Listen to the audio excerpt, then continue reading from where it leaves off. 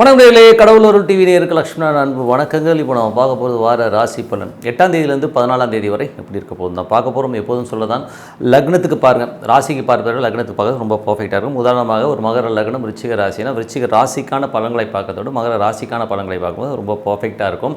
அதே மாதிரி நம்ம இப்போ சொல்லும்போது முதலில் பொது பலன்கள் சொல்லிடும், அதுக்கப்புறம் தசா புத்தி பலன்கள் சொல்லுவோம். ஸோ உங்களுடைய ஜாதக ரீதியாக என்ன தசா புத்தி அந்தரங்கள் நடக்குதோ அதை நோட் பண்ணி வச்சுட்டு அதையும் மிங்கிள் பண்ணி பார்க்கும்போது ரொம்ப பர்ஃபெக்டாக இருக்கும். இந்த வீடியோட எண்டில் டிப் ஆஃப் த வீக் இருக்குது, மறக்காமல் பாருங்கள். கடகராசி. ஸோ கடகராசிக்கு பார்த்தீங்கன்னா உங்களது ராசி அதிபதி முதல்ல 9இல் பிரயாணம் பண்ணும்போது திங்கள் செவ்வாயில் நிறைய பிரயாணங்கள் மேற்கொள்வதற்கான வாய்ப்புகளும், அதுக்கப்புறம் தொழில் ரீதியான விஷயம் நல்ல ஏற்றங்கள் நல்ல லாபங்கள் வருவதற்கான வாய்ப்புகள் ரொம்ப சிறப்பாக இருக்குது. ஸோ வாரத்தின் இறுதி பகுதியான சனி ஞாயிறில் மட்டும் கொஞ்சம் சின்ன செலவுகள் ஏற்படுவதற்கான வாய்ப்புகள், மற்றபடி எல்லாமே சிறப்பு தான். அதுக்கப்புறம் பார்க்கும்போது இரண்டாம் அதிபதியான சூரியன் 9இல் இருக்கும்போது நிறைய பிரயாணங்கள் மேற்கொள்வதற்கான வாய்ப்புகள் இருக்குது. குடும்பம் சார்ந்த விஷயங்களுக்காக கொஞ்சம் பிரயாணம் பண்ணலாம். வேலை சம்மந்தமான விஷயங்கள், பணம் சம்மந்தமான விஷயங்களுக்காக பிரயாணங்கள் மேற்கொள்வதற்கான வாய்ப்புலாம் ரொம்ப நல்லாயிருக்கு. அதுக்கப்புறம் 3ஆம் அதிபதி, ஸோ உங்களுக்கு 3-12ஆம் அதிபதி புதன் பார்த்திங்கன்னா 10இல் இருக்கும்போது கொஞ்சம் தொழில் ரீதியான விஷயங்களுக்காக கொஞ்சம் அலைச்சல்கள் ஏற்படுவதற்கான வாய்ப்புகள் இருக்குது. பணம் கிடைக்குமானால் நல்ல பெரிய பணம் கிடைக்கிறதுக்கான வாய்ப்புகள் இருக்குது. ஸோ அதுக்கான அலைச்சல்கள் நல்ல வருமானம் வருவதற்கான வாய்ப்புகள் ரொம்ப சிறப்பாக இருக்குது.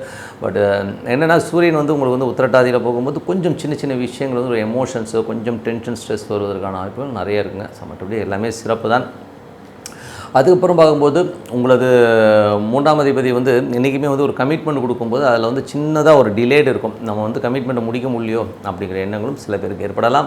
4ஆம் அதிபதியான சுக்கிரன், ஸோ 4 மற்றும் 11ஆம் அதிபதியான சுக்கிரன் பார்த்திங்கன்னா உங்களுக்கு இப்போ 9இல் இருக்குது. ஸோ 9ன்றது பார்த்திங்கன்னா நிறைய பிரயாணங்கள், நல்ல லாபங்கள், அதாவது வீடு சொத்துக்கள் சார்ந்த விஷயங்கள், தந்தை சார்ந்த விஷயங்கள் எல்லாம், தாய் சம்பந்தமான விஷயங்கள், தாயார் தந்தை சம்பந்தமான விஷயங்கள், பெருத்த லாபங்கள் வருவதற்கான வாய்ப்புலாம் ரொம்ப நல்லா இருக்குது. அதுவும் உச்சமாக இருக்கும்போது நல்ல பெரிய லாபங்களை கொடுக்கும்.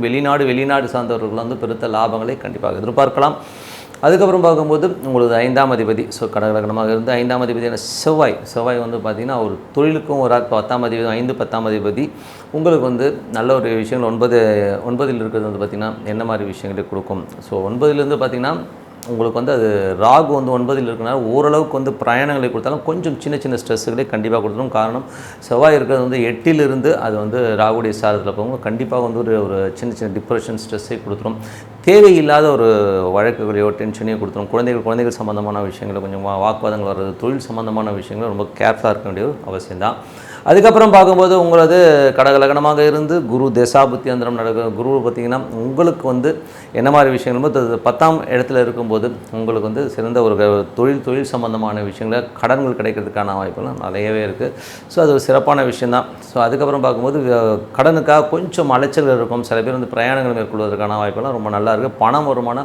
பணம் வருவதற்கான வாய்ப்புகள் நல்லாவே இருக்குது. பெரிய பணம் கிடைக்கிறதுக்கான வாய்ப்புகள், நல்ல ஒரு தூர தேசம் சென்று அங்கே பணம் வர்றது, இல்லை வெளியூர்லேருந்து பணம் வர்றதெல்லாம் ரொம்ப சிறப்பாக இருக்குது. ஸோ நல்ல விஷயங்கள் தான். அதுக்கப்புறம் பார்க்கும்போது உங்களது 7ஆம் அதிபதி, ஸோ 7ஆம் அதிபதியான 7க்கு சனி 8இல் இருக்கும்போது கொஞ்சம் கணவன் மனைவிக்கு தேவையில்லாத ஒரு தர்க்கங்கள், சின்ன ஒரு வாக்குவாதங்கள் வருவதற்கான வாய்ப்புகளும் கொஞ்சம் கவனமாக இருக்கணும். 8இல் உள்ள சனி 9ஆம் அதிபதியான குரு, ஸோ 10ஆம் அதிபதியான குருவில் இருக்கும்போது ரொம்ப கேர்ஃபுல்லாக இருக்கும். தொழில் ரீதியான விஷயம் பெரிய ரிஸ்க் எடுக்காமல் இருக்கிறது ரொம்ப நல்லது.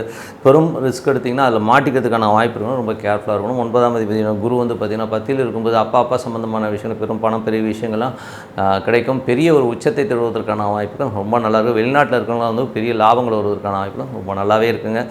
ஸோ இதுவரை பார்த்தது ஒரு பொது பலன்கள் தான். ஸோ இப்போ பார்க்கும்போது தசாபுத்தி பலன்கள் எப்படி இருக்குன்னு சொல்லி பார்க்கலாம். ஸோ உங்களுக்கு பார்த்தா கடக லக்னமாக இருந்து சூரிய தசாபுத்தி அந்த நடக்கும் 2-9 குடும்பத்திற்காக கொஞ்சம் தூரதேச பிரயாணங்கள் போது குடும்பத்துக்காக கொஞ்சம் பிரயாணம் மேற்கொண்டு அதனால் பணம் சம்பாதிக்கணுங்கிற எண்ணங்கள் நிறைய இருக்கும். ஸோ அதில் வெற்றி பெறுமா அப்படின்போது அது புதனுடைய சாரத்தில் இருக்கும்போது கண்டிப்பாக வெற்றியை நோக்கி தான் போகுது. பட் இருந்தாலும் சின்ன எதிர்பார்த்த அளவுக்கு வேகம் இல்லை அப்படிங்கிற ஒரு ஃபீலே கண்டிப்பாக இருக்கும். ஏன்னா நட்சத்திர சாரனாக புதன் கொஞ்சம் அது வக்கரமாக போகும்போது கொஞ்சம் டிலேட் கிடைக்கிறதுக்கான வாய்ப்புலாம் நிறைய இருக்குது. அதுக்கப்புறம் பார்க்கும்போது ஒப்பந்தங்கள், ஸோ புதிய ஒப்பந்தங்கள் ஏதாச்சும் நடக்கிறதாலும் அதுவும் சின்ன டிலேஸ் இருக்கும். சின்ன கழகங்கள் பின்னாடி பேசுறதுக்கான வாய்ப்புகள் ரொம்ப கவனமாக இருக்கணும். அதுக்கப்புறம் பார்த்தா கடக லக்னமாக இருந்து சந்திர தசாபத்தி அந்த நடக்கணும். நல்ல ஒரு லாபங்கள், நல்ல ஒரு ஏற்றங்களுக்காக கொஞ்சம் அலைச்சல்கள் இருக்கும். பெரிய தொழில் லாபங்கள் வருவதற்கான வாய்ப்புகள் இந்த வாரம் ரொம்ப சிறப்பாக இருக்குது.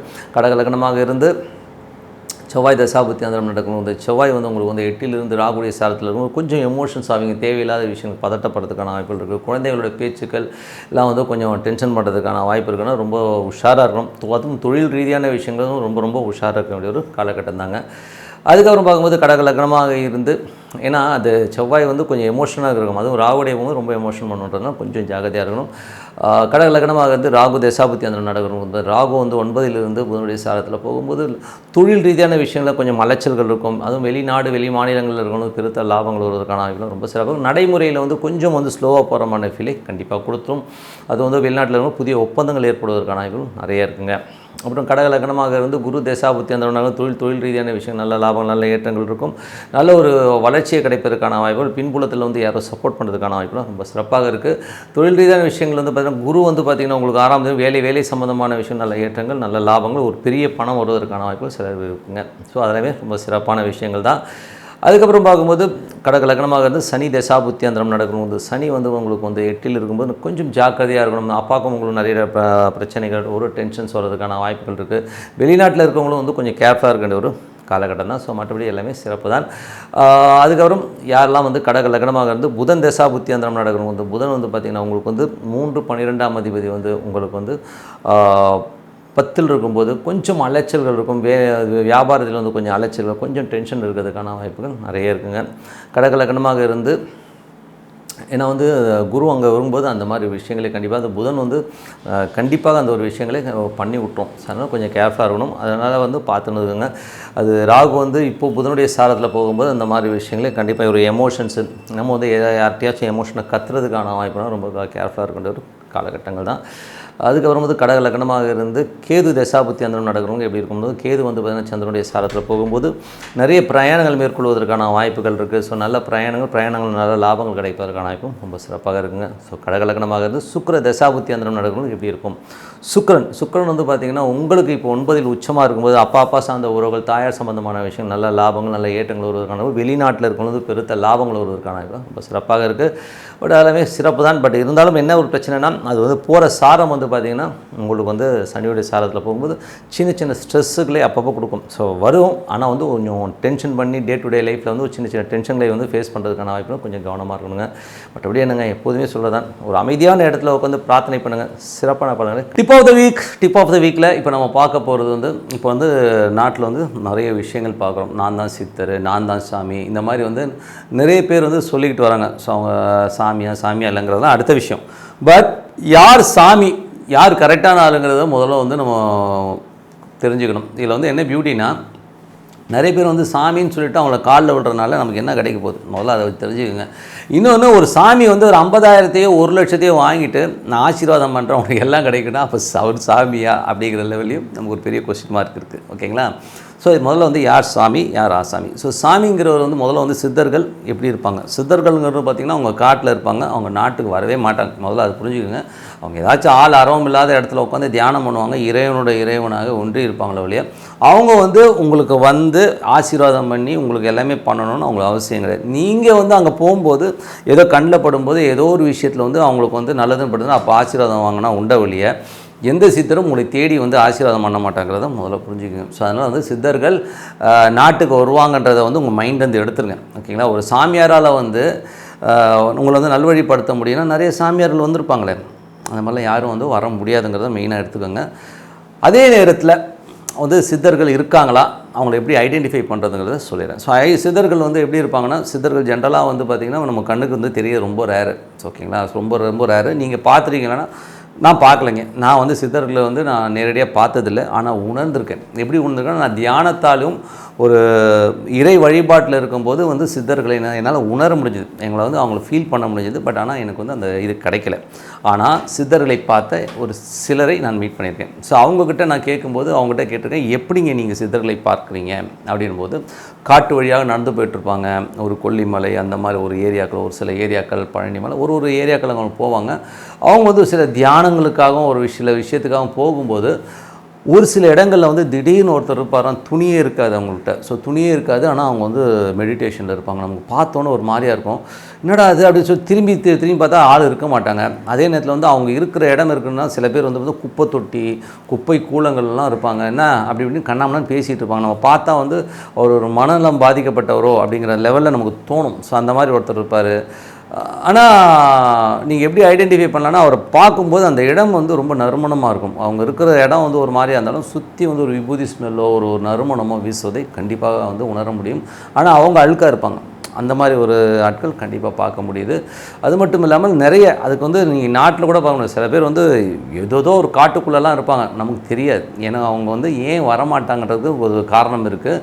ஏன் வந்து அவங்க சராசரி மக்களோட சித்தர்கள் தொடர்பு கொள்வதில்லைன்னா அவங்க வந்து இறைவனை நோக்கி பிரார்த்தனை பண்ணி மனதார பிரார்த்தனை பண்ணும்போது அவங்க அந்த பவர்ஸ்லாம் இருக்குங்க. இப்போ உதாரணத்துக்கு வந்து ஒருத்தர் வந்து ஒரு பவர் ஏற்றிக்கிறாருன்னு வச்சுக்கோமே, ஒரு இறைவனை உண்டு இறைவனோட இறைவனாக இருந்து ஒரு பவர்ஸ் ஏற்றிட்டு வராருன்னா அவர் நாட்டுக்குள்ளே வராருன்னு வச்சுப்போம். நாட்டுக்குள்ளே வந்துட்டு ஒரு 100 பேருக்கு அவர் பார்க்கும்போது அவருக்கு அந்த பவர் இருக்கும். அவரை வச்சு ஆசீர்வாதம் பண்ணுறது அதில் வந்து ரொம்ப நல்லாயிருக்கும். இதே வந்து ஒரு 10,000 பேர் 1,00,000 பேர் வந்தாங்கன்னு வைங்களேன், 10,000 பேர் 1,00,000 பேர் ஒரே இடத்துல வந்து பார்க்கும்போது இவர் வந்து ஒரு நல்ல ஒரு டிவைன் பவர் வச்சுருக்கார். ஆனால் எதிரில் வந்து 1,00,000 பேர் வந்து ஒரு நெகட்டிவ் பவராக கெட்டவன் நல்லவன் எல்லோரும் தானே வருவான். ஸோ அவனுடைய அத்தனை நெகட்டிவும் இவர் மேலே படும்போது இவருடைய பாசிட்டிவ் எனர்ஜி ஃபுல்லாகவே காலி ஆகிடும். ஸோ அதுக்கப்புறம் அவரும் ஒரு சராசரி மனிதனாகும். இப்போ உதாரணத்துக்கு சொல்ல போனால் ஒரு மனிதர் இருந்தார், அவர் வந்து பெஸ்ட்டு ஹீலருங்க, ஒரு சிறந்த ஹீலர். இனி வேறு கண்ட்ரியில் போய் செட்டில் ஆகிட்டார். ஸோ அவர் வந்து பார்த்திங்கன்னா ஹீலிங்கில் வந்து ரொம்ப சூப்பர். திரு விசு அவர்கள், ஸோ இறந்து போன திரைப்பட இயக்குனர் கதாசிரியர் விசு அவர்கள் சொல்லியிருக்காரு, என் ஒய்ஃப்க்கு வந்து பிரச்சனைன்னு போகும்போது அந்த ஹீலிங்கில் வந்து அவர் க்யூர் பண்ணியிருக்காரு. அவ்வளோ சூப்பராக க்யூர் பண்ணார். எவ்வளோ டாக்டர்ஸ்கிட்ட போயும் ஹீல் ஆகாதது ஹீல் பண்ணியிருக்காருங்கிறது வந்து அவங்க சொன்னாங்க. ஸோ அப்படிப்பட்ட ஒரு சூப்பர்மேன் என்ன. ஆனால் அவர் வந்து பொதுமக்கள்கிட்ட நடுவில் வந்ததுக்கப்புறம் அவங்க கண்கள் பட பட பட அவரோட பவர் ஷேரிங் அவர் ரொம்ப சராசரியான மனிதராக மாறினாருங்கிறதும் உண்மையான விஷயம். எதுக்கு சொல்கிறேன்னா, சித்தர்கள் உங்கள்கிட்ட வரமாட்டாங்க. நீங்கள் தேடி பார்த்து கிடச்சிதுன்னா உங்களுடைய என்ன சொல்கிறது, உங்களோட பாக்கியம். அதுக்காக வந்து நீங்கள் போய்ட்டு இன்னொரு சாமியார் இருக்கார் அவர்கிட்ட போனால் எனக்கு எல்லாம் கிடைக்கும்னு சொல்லிட்டு பைத்தியகாரத்தமாக போய் மாட்டிக்காதீங்க. அதுக்கு பதிலாக நீங்கள் உங்களுக்கு ரொம்ப கடன் இருக்குது, ரொம்ப பிரச்சனைகள் இருக்குது, அடுத்த லெவல் போக முடியலன்னா சித்தர் சமாதிகள் இருக்குது பார்த்திங்களா, அங்கே போய் பிரார்த்தனை பண்ணணும். அதுவும் பௌர்ணமிகளில் போய்ட்டு நீங்கள் பிரார்த்தனை பண்ணிங்கன்னா கண்டிப்பாக அந்த வைப்ரேஷனில் உங்களுக்கு நல்ல பலன் கிடைக்கும்ன்றது தான் உண்மையான விஷயம். அதனால் வந்து நான் சாமியார், நான் அகோரி இப்படிலாம் சொல்லிகிட்டு இருக்கணும் நம்பி நீங்கள் போய் பணத்தையும் நேரத்தையும் விரயமாக்காதீர்கள் அப்படிங்கிறது தான் இந்த வாட்டி டிப் ஆஃப் த வீக். கண்டிப்பாக வந்து இறைவனை நீங்கள் பார்க்க முடியும், உணர முடியும். ஓகேங்களா, பார்க்குறத விட உணர முடியும், உள்ளூரை உணர முடியும். அதனால் ஒரு அமைதியான இடத்துல உட்காந்து மெடிடேட் பண்ணுங்கள். உங்களுக்கு பிடிச்ச சாமி ஏதோ தியானம் பண்ணுங்கள், அது சாண்டிங் பண்ணுங்கள். இப்போ ஓம் நமச்சிவாய சாண்டிங் பண்ணுங்கள், சூப்பராக இருக்குங்க. சாமிக்கிட்டலாம் வந்து நீங்கள் வந்து ஒரு சமாதிகளுக்கு போயிட்டு அதுவும் பௌர்ணமி நேரத்தில் வந்து அமைதியாக போய் உட்காந்து பாருங்கள், அவ்வளோ நல்லாயிருக்கும், அவ்வளோ வந்து பவர்ஸ் கிடைக்கும். ஸோ அதெல்லாம் வந்து பண்ணி பாருங்க, கண்டிப்பாக இறைவனை நீங்கள் காண முடியும். அதனால் லோக்கல் ஆசாமிகிட்ட போய் ஏமாறுறீங்கன்னு சொல்லிட்டு உங்களிடம் விடைபெறுவது உங்கள் லக்ஷ்மி நாராயண். நன்றி, வணக்கம். கடவுள் அருள் டிவியை பார்த்தமைக்க நன்றிகள். மேலும் இது போன்ற தகவல்களை தெரிந்து கொள்ள கடவுள் அருள் டிவியை சப்ஸ்கிரைப் செய்யுங்கள். மறக்காமல் பெல் ஐக்கானை கிளிக் செய்யுங்கள்.